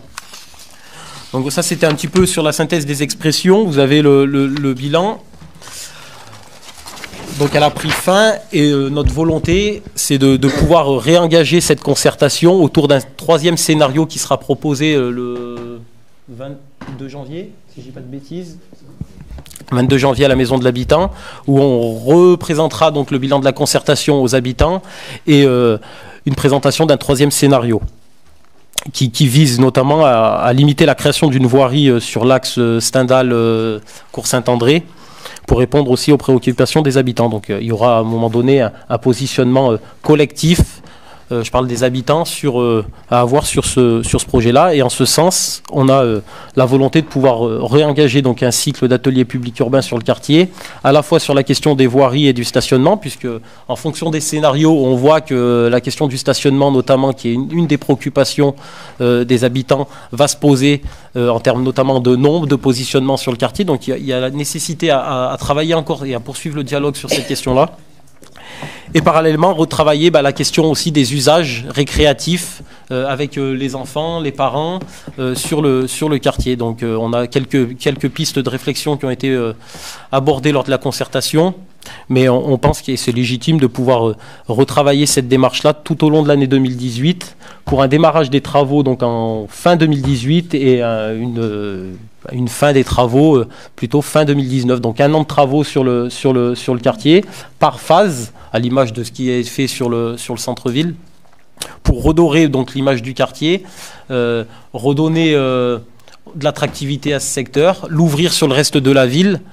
Je le dis, ce projet s'inclut dans 3 autres projets à l'échelle du quartier, à savoir le tènement du collège et son devenir.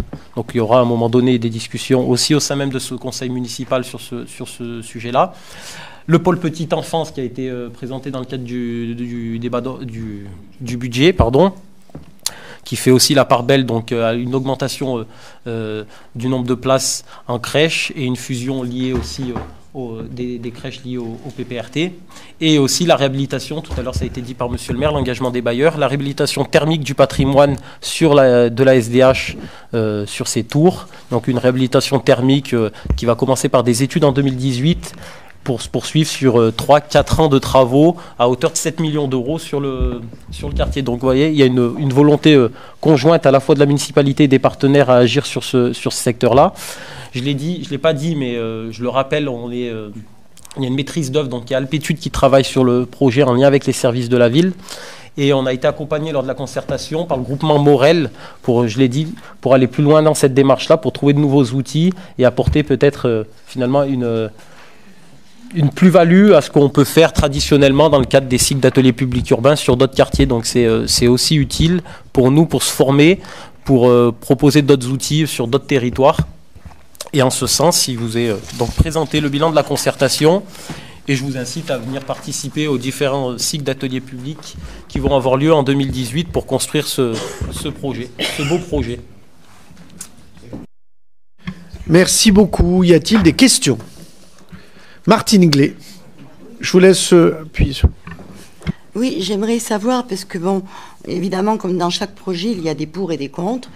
Ça a toujours été, ça sera toujours. Simplement, c'est vrai que vous avez énuméré les problèmes imaginés ou du moins qui peuvent survenir. Moi, ce que j'aimerais savoir, si vous prenez en compte également l'état des logements, est-ce que ça pourrait faire partie du mieux-être, du mieux-vivre? Est-ce que ça, on pourrait l'intégrer un peu quand même? Maxime Neufauzy. Je l'ai dit tout à l'heure, on a rétrocédé, donc en 2009, il y a eu un temps d'échange assez long avec les bailleurs, notamment la SDH et l'OPAC 38, sur la rétrocession des espaces extérieurs. Donc notre volonté, notre parti pris, c'était de dire aux bailleurs, on récupère les espaces extérieurs, c'est nous qui nous impliquons dessus, c'est nous qui mettons les moyens financiers sur ces espaces-là. En contrepartie, vous vous engagez à réhabiliter vos logements. Sur les îles de Mars, c'est chose qui a été faite et parfois on est critique aussi envers les bailleurs, mais ça a été chose faite sur le quartier des îles de Mars puisqu'il y a eu un grand programme d'action dès 2010 qui a été engagé pour à la fois retravailler les questions de chauffage, d'électricité, de plomberie, de travaux sur ces bailleurs-là. Sur les questions des parties communes, ça a été engagé dès 2008. Vous le savez, ça a fait l'objet d'une délibération sur la TFPB, la taxe foncière sur le patrimoine bâti, en associant notamment les représentants des habitants et les membres du conseil citoyen. On travaille avec le bailleur aussi sur un programme d'action à l'échelle du quartier qui permettent à la fois d'investir sur les parties communes, dans les logements, et à ce titre-là, il y a un programme de fidélisation qui est mené sur le quartier Île-de-Mars et qui va être aussi mené sur le quartier, sur la barre des Olympiades, pour permettre aux personnes notamment qui sont là dans leur logement depuis plus de 20 ans de bénéficier d'une refonte complète de leur logement sur les îles de Mars. Donc effectivement, le parti pris, c'est d'avancer conjointement sur cela. Donc on investit sur les espaces publics et le bailleur, notamment sur la question de la réhabilitation thermique, va mettre les moyens qui sont assez importants, vu la situation un peu économique et un petit peu incertaine que peuvent rencontrer les bailleurs liés justement au projet de loi de finances et la question des APL. Il y a quand même un engagement qui a été pris et qui est acté pour travailler sur leur patrimoine. En tout cas, on est vigilant à ce qu'il n'y ait pas finalement un déclassement des espaces publics par rapport au logement ou vice-versa. L'idée, c'est d'avancer conjointement, main dans la main, bailleurs, villes et habitants, au travers notamment de leurs représentants, je pense au conseil citoyen, mais aussi aux locataires qui nous interpellent régulièrement au sein de la maison de l'habitant. Oui, Martine Glay. Oui, je voudrais savoir si vous avez pensé, en gros, à la sécurité. Est-ce que dans vos plans, dans vos idées, comment dirais-je, vous avez évité par exemple des recoins, des choses comme ça? Voilà, je veux dire, la sécurité en général. Sur le projet, je ne l'ai pas dit, mais on a sollicité aussi donc, la gendarmerie et le SDIS pour avoir leur avis sur les différents scénarios qui étaient proposés.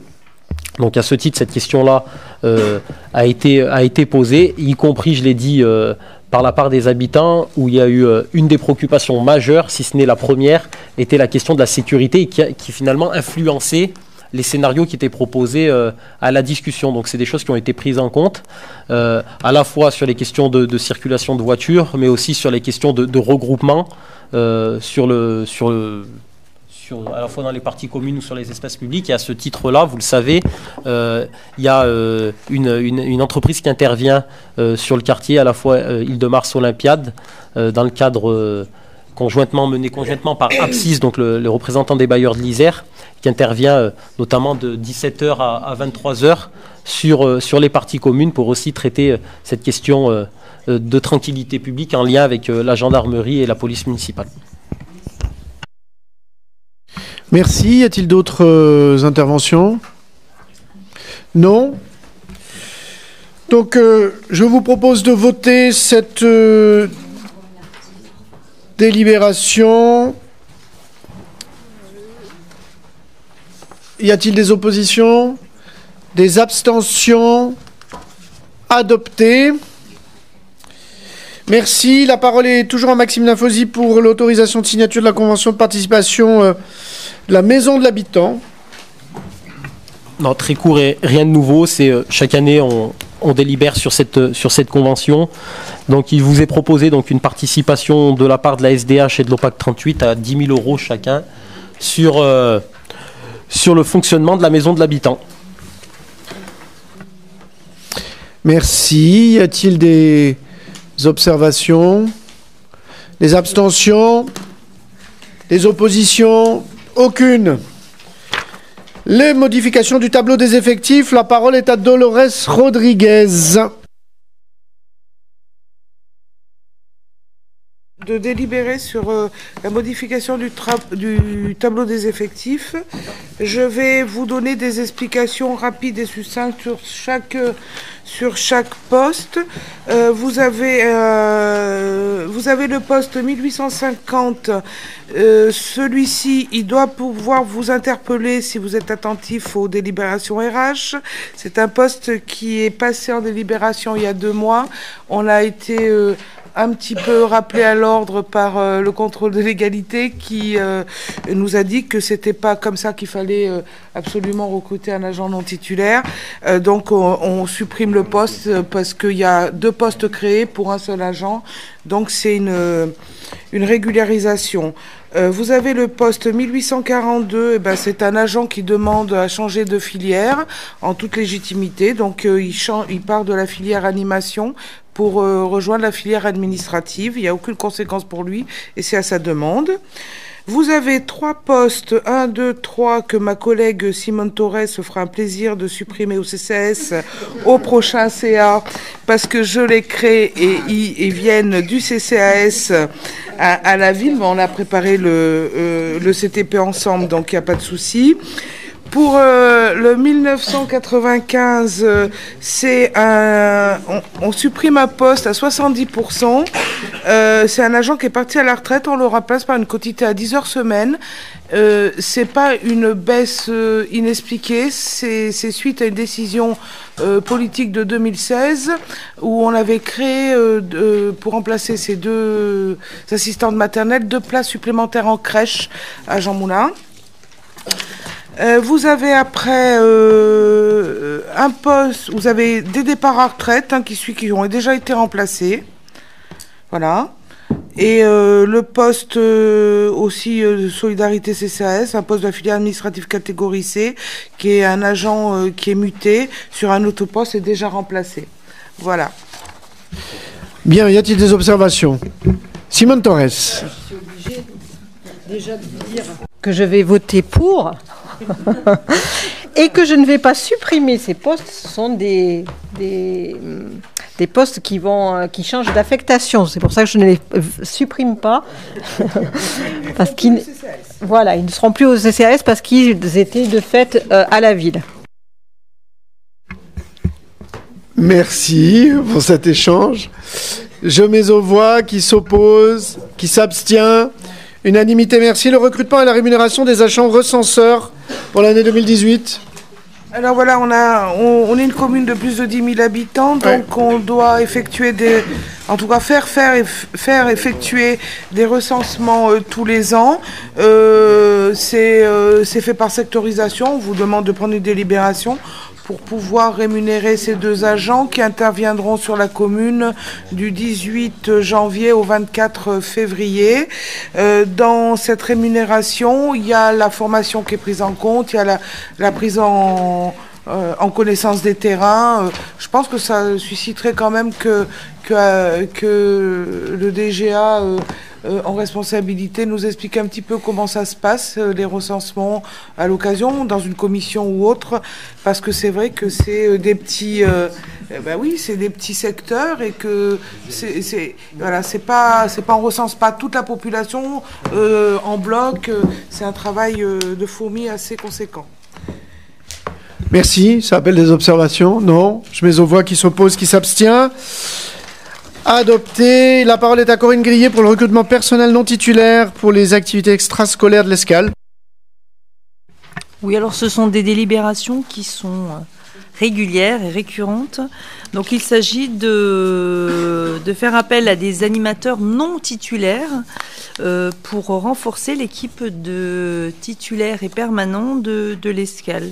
Donc ce qui est précisé, c'est que c'est pour recruter des animateurs BAFA et BFD, c'est-à-dire des gens qui peuvent être animateurs et d'autres qui peuvent être directeurs de centres de loisirs et pour encadrer les jeunes de l'Escale. Voilà la petite délibération. Merci. Ça appelle des observations? Non. Je mets aux voix qui s'oppose, qui s'abstient. Adopté. Nous passons à après avoir voté le budget. Je vous propose de permettre à Julien Dussart, adjoint au maire, de verser les subventions au club sportif 2018. Oui, merci monsieur le maire. Donc une délibération importante pour nos clubs sportifs, car il s'agit de verser une subvention pour l'année 2018. Pour rappel, monsieur le maire l'a dit tout à l'heure lors de la présentation du budget, l'enveloppe des subventions est maintenue pour l'année 2018 à hauteur de 220 000 euros. Ce qu'il faut ajouter également, c'est la mise à disposition des différents équipements à titre gracieux, que ce soit les équipements sportifs, mais également la vie associative, le foyer municipal, pour que les associations puissent mener leur action.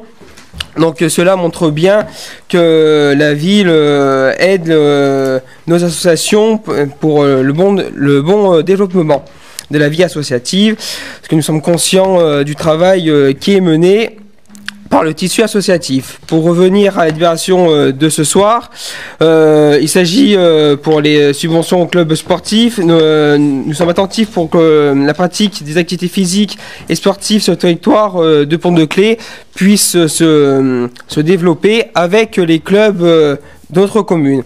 Vous avez joint dans la délibération le tableau avec les propositions de subventions pour l'année 2018 et j'espère seront votées par l'ensemble des élus qui composent ce conseil municipal. Si vous avez des questions, je peux y répondre.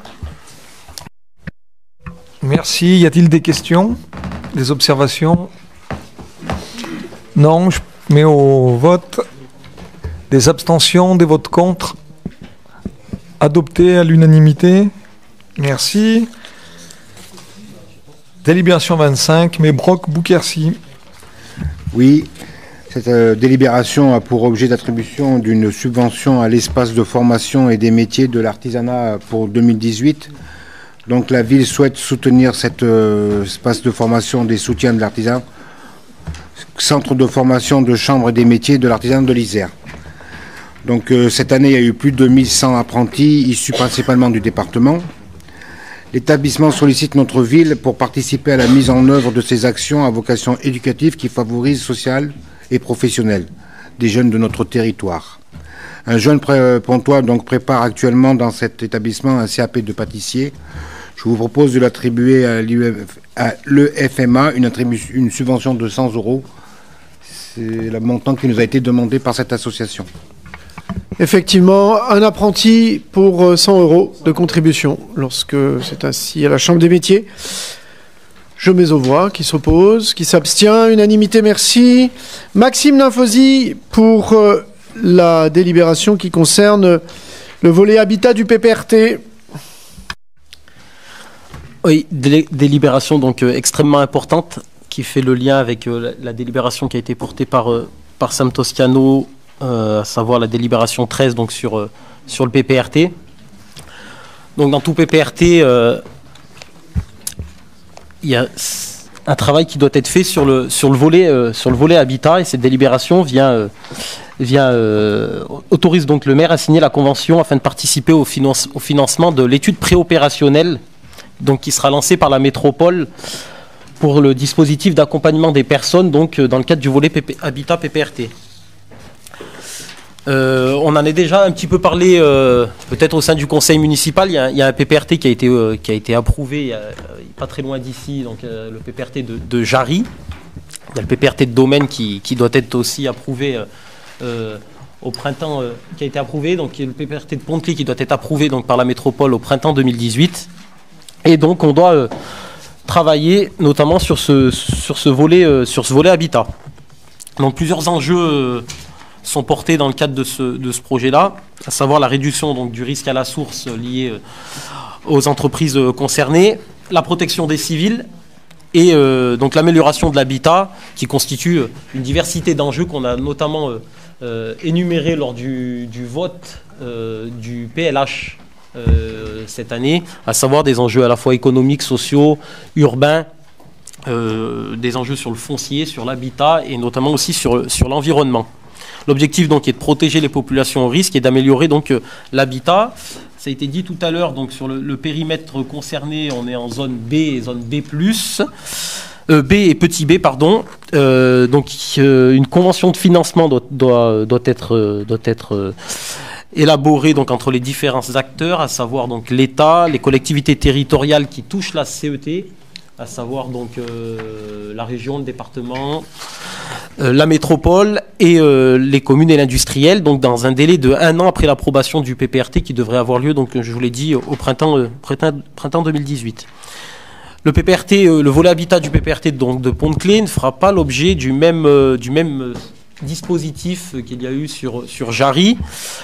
L'État a décidé de ne pas reconduire donc, le même dispositif d'accompagnement. C'était à l'époque un PARI, donc un programme d'accompagnement des risques industriels. Et aujourd'hui, il a décidé donc, de confier ce dispositif-là et ce portage donc, à la métropole. Donc action, je l'ai dit, donc, sur l'habitat notamment du parc privé. Le parc public est à mener en direct par les bailleurs. Donc sur le parc public, peut-être vous rappeler les quartiers qui sont concernés, à savoir le quartier Taillefer-Marceline, Raffin-Caboisse, Centrebourg, et notamment le quartier un petit peu Joliot-Curie, ce qu'on peut appeler donc Joliot-Curie et Ruchon. Moi j'appelle ça le Ruchon. Je sais pas, voilà. Sur Taillefer, on l'a pas dit, mais 2 millions d'euros vont être engagés en matière de réhabilitation du patrimoine dès la rentrée, dès janvier 2018, donc qui traitera aussi ces questions-là. Et la délibération, elle, porte essentiellement sur le parc privé, à savoir 1300 logements concernés. Donc le dispositif va s'étaler en trois phases, à la fois, à savoir donc une étude préopérationnelle qui sert donc à définir les besoins, identifier les publics qui vont être concernés, définir le type d'accompagnement, définir les enjeux locaux et l'impact du PPRT en matière de travaux, donc avec une estimation de coûts, identifier le nombre de copropriétés et de maisons individuelles qui sont concernées, sur le secteur il y en a pas mal, et diagnostiquer et recenser donc, les problèmes urbains, fonciers, sociaux, du bâti et les conditions de vie des habitants, notamment pour le suivi et l'accompagnement. Donc il est proposé donc, d'apporter une contribution à hauteur de 8 500 € qui correspond à 25% donc, du coût de l'étude préopérationnelle, donc qui sera financée à la fois par l'industriel et par la métropole. L'ANA, donc l'Agence nationale pour l'amélioration de l'habitat, travaillera sur ces questions-là en lien avec les différents acteurs. La volonté, c'est d'accompagner donc la démarche et d'accélérer donc ce processus-là. Donc 8 500 €, 1300 logements concernés. Il y a une étude préopérationnelle et je l'ai dit, donc deux autres phases, à savoir un suivi animation qui permettra donc d'accompagner, de conseiller chaque propriétaire ou chaque locataire sur cette démarche-là. Les accompagner de manière administrative, technique ou financière. Et après, donc, des travaux qui seront engagés sur les logements, à savoir que c'est pas une obligation, c'est une recommandation. On a 8 ans à partir de l'approbation donc du PPRT pour pouvoir réaliser ces travaux pour qu'ils soient financés. Donc, on sera aussi volontaire.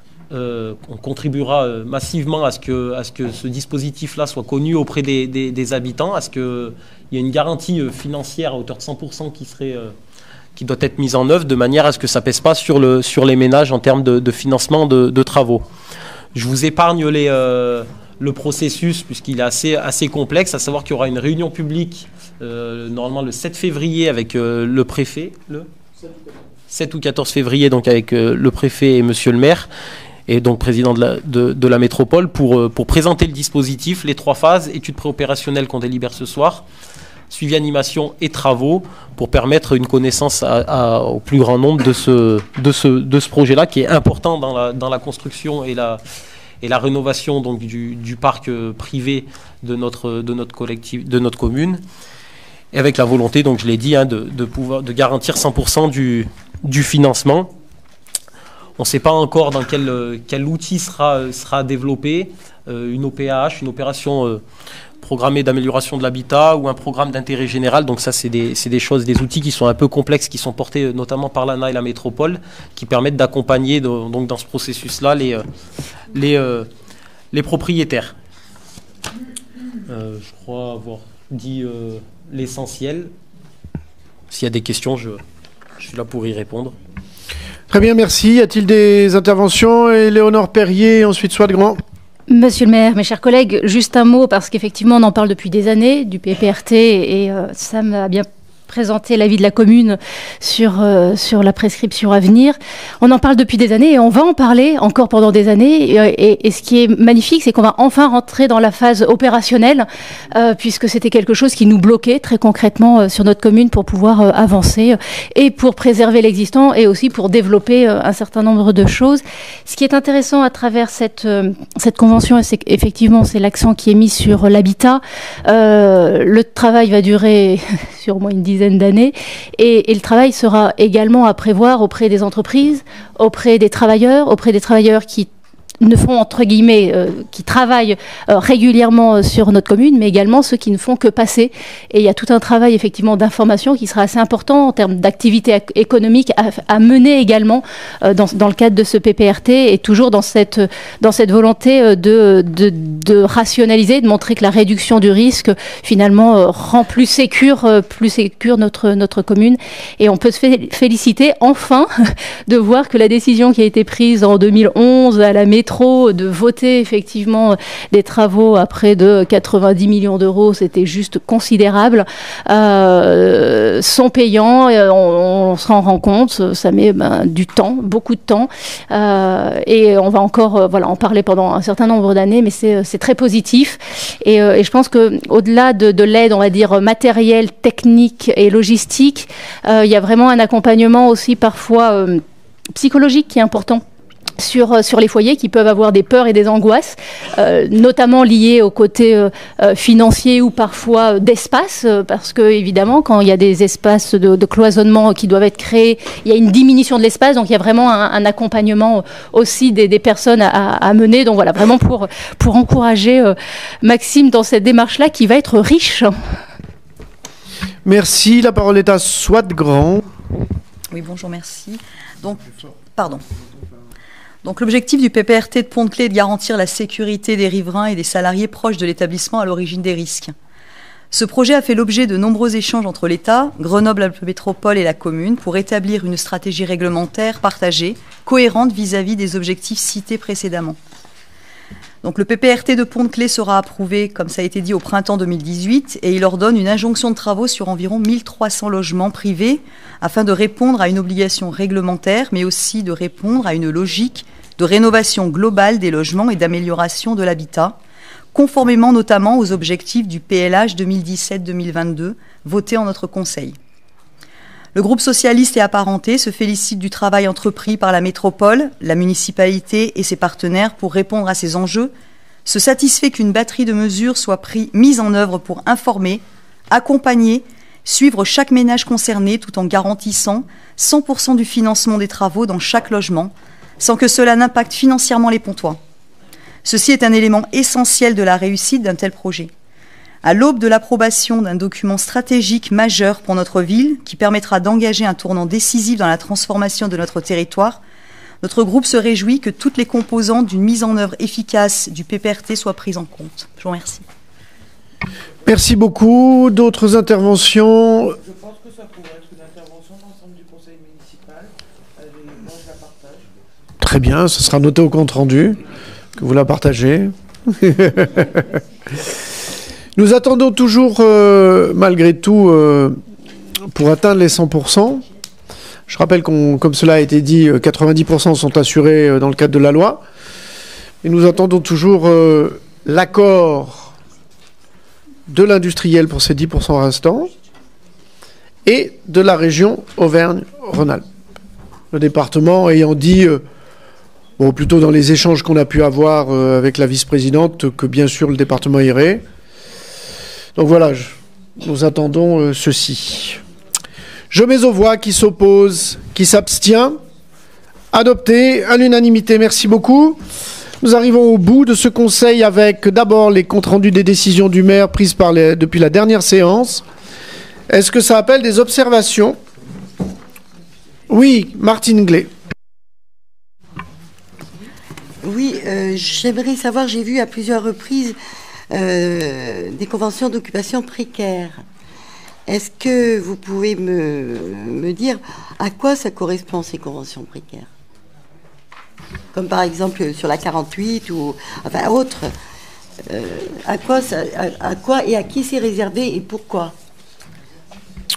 Une convention d'occupation précaire indique que tout simplement le preneur comme celui qui fournit le bien se réserve dans le cadre tout simplement de la dite convention la capacité à rompre la convention suivant des modalités assez simples et rapides en fait. Donc c'est un bail qu'on appelle précaire au sens qu'il peut être rompu tout simplement, facilement, par les deux parties. Voilà. Oui? Comment sont fixés les recettes, les montants de recettes? Alors, les loyers. C'est très simple. Tout à l'heure a été évoqué Mébroc Bouquercy présentant une délibération ou Sam Toscano également sur un prix au mètre carré, par exemple, pour de l'achat de foncier. Eh bien, de la même façon, pour ce qui peut relever de la location d'appartements, nous avons là aussi tout simplement une évaluation qui est donnée du prix au mètre carré de location. Et nous utilisons cette évaluation faite par les services fiscaux, tout simplement. Que ça soit pour de la location d'appartements, de garages, etc. Et nous appliquons ces valeurs-là. Je vous en prie. Nous avons également le rapport annuel 2016 sur la qualité du prix de service public de l'eau potable et de l'assainissement, que je vais vous lire. Non, c'était une plaisanterie. Oh, voilà. Ça va, ça me rassure. Tout le monde est bien réveillé. Il vous a été remis... Il vous a été remis, donc ils sont là. Il sera mis à disposition des Pontois qui le souhaitent. Il n'y a pas de point divers, il n'y a pas de questions orales. Bon, il est 10h30. Nous faisons plus rapide que le conseil municipal de Grenoble. En même temps, nous avions que 26 points. Eux, on avait 80 et on finit à 4h30 du matin. Donc, voilà. Merci, excellente soirée, très bonne fête de fin d'année. Ah oui, je rappelle que les conseils municipaux à partir de 2018 seront à 18h30. Oui, de façon à ce que chacun faisant comme il peut. Mais c'est simplement pour avancer les travaux et finir moins tard, tout simplement. Merci.